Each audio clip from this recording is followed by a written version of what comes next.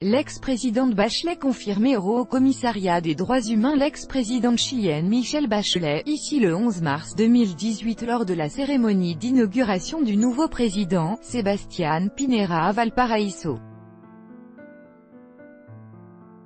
Reuters, Iván Alvarado. L'Assemblée générale de l'ONU a confirmé vendredi 10 août la nomination de l'ex-présidente chilienne Michelle Bachelet à la tête du Haut-Commissariat pour les droits de l'homme. Elle succédera ainsi au prince jordanien Ziad Raad al-Hussein, et elle arrivera quelques semaines seulement après le retrait des États-Unis du Conseil des droits de l'homme de l'ONU. La socialiste était pressentie à ce poste depuis quelques semaines, et sa nomination n'a pas vraiment surpris au Chili.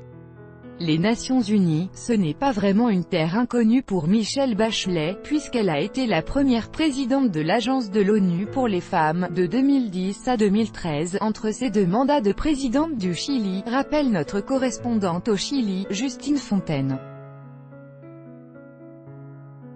Elle avait démissionné de son poste en mars 2013 pour se présenter à l'élection présidentielle de novembre qu'elle remportera. Elle sera donc chargée désormais de promouvoir et de défendre les droits de l'homme dans les différents États membres, et de rappeler certains pays à l'ordre si besoin. Michelle Bachelet prendra ses fonctions à Genève le 1er septembre.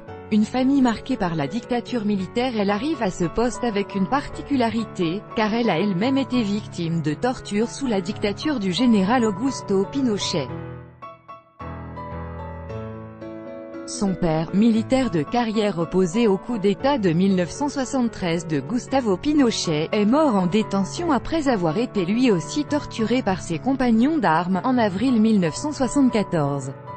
Michelle Bachelet et sa mère devront quitter le Chili pendant quelques années. 15 ans après le retour à la démocratie, Michelle Bachelet sera la première femme à être élue présidente du Chili. Pendant son deuxième mandat, achevé cette année en mars de cette année, l'avortement a été autorisé dans les cas les plus extrêmes, et l'union civile a été ouverte aux couples de même sexe. Mais les organisations de défense des droits de l'homme lui reprochent notamment son inaction concernant les droits des peuples indigènes.